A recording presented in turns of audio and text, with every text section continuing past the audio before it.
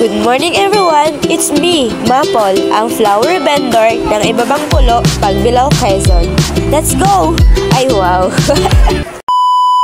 Maaga po akong gumising dahil almost 40 minutes din po ang biyahe mula simbahan hanggang pulo. At nilalakad ko mula sa bahay hanggang dito sa simbahan para makapag-abang po ako ng jeep. Sobrang ulan po ngayon dito sa Pagbilao. Sana may dumating na jeep. At yanong lamig. Naalala ko ngayon din nga pala ang tinda ni Ate Nani ng tinapay niya. Good morning na Ate Naneng! O ayan, ganda-gandahan muna.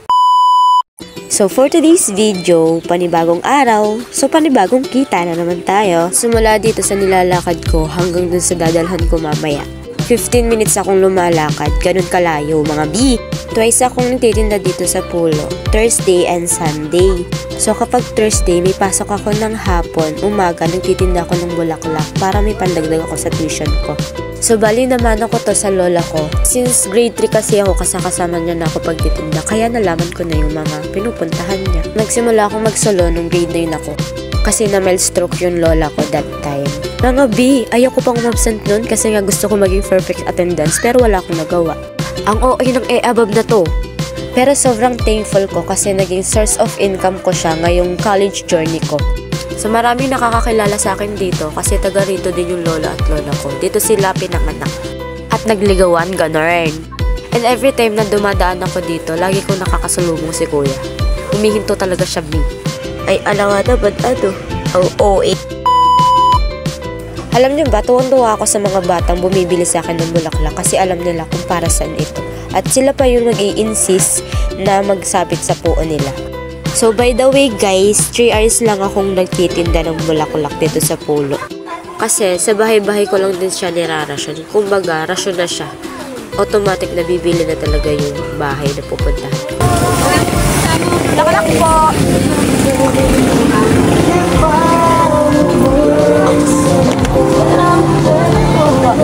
So, bali 7 sitio yung pinupuntahan ko simula sa Little Batangas hanggang Capalos.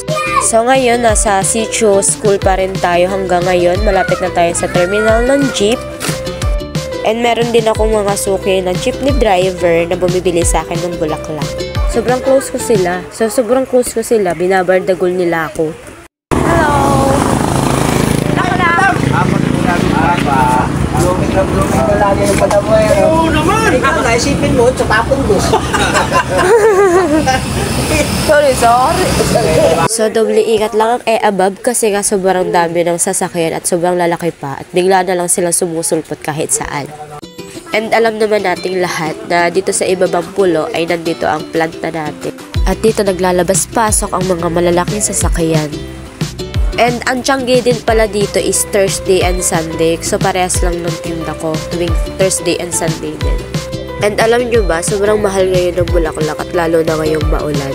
And also namumuhunan din naman ako dito. At hindi ko rin naman to kinukuha kahit saan.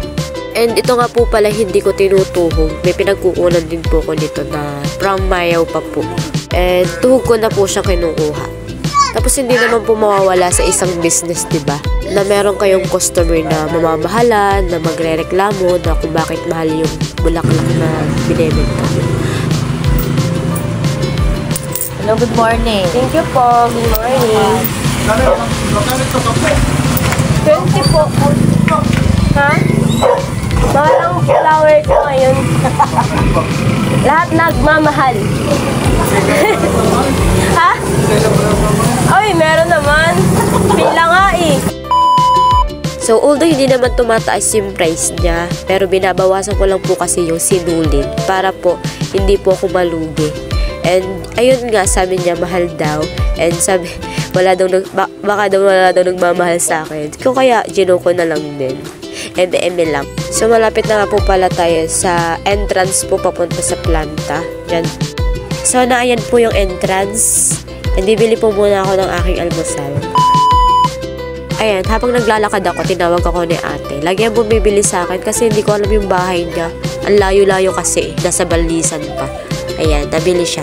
And meron ako mga suki na dinadalhan ko lang sa bahay nila. And pagbalik ko na lang po kinukuha yung bayad. Kesa naman po matirhan po ako. Minsan po kasi natitirhan din po ako pag matubal. Ayan. Ayan, for the walkathon muna ang person, pabalik dun sa may entrance ng planta. Kakapagod guys. Pero worth it naman. So, pasensya po sa boses kasi po ako po yung nagkasakit, kaya ganito po yung boses ko. May sipon pa po hanggang ngayon. So, itutur ko po muna kayo. Let's go! Ay, wow!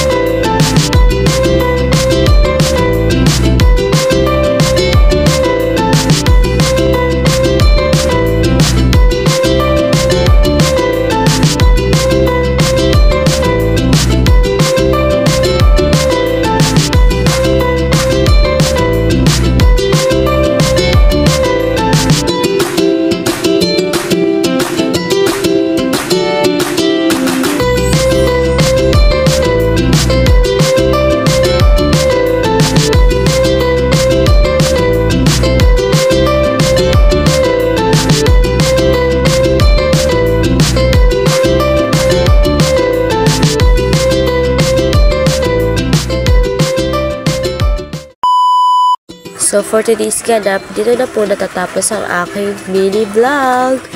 I'm so grateful na naibahagi ko sa inyo yung journey ko na pagtitinda ng bulaklak dito sa pulo. And sobrang treasure ko itong trabahong ito. Kasi dahil dito natutugunan ko lahat ng pangangailangan ko.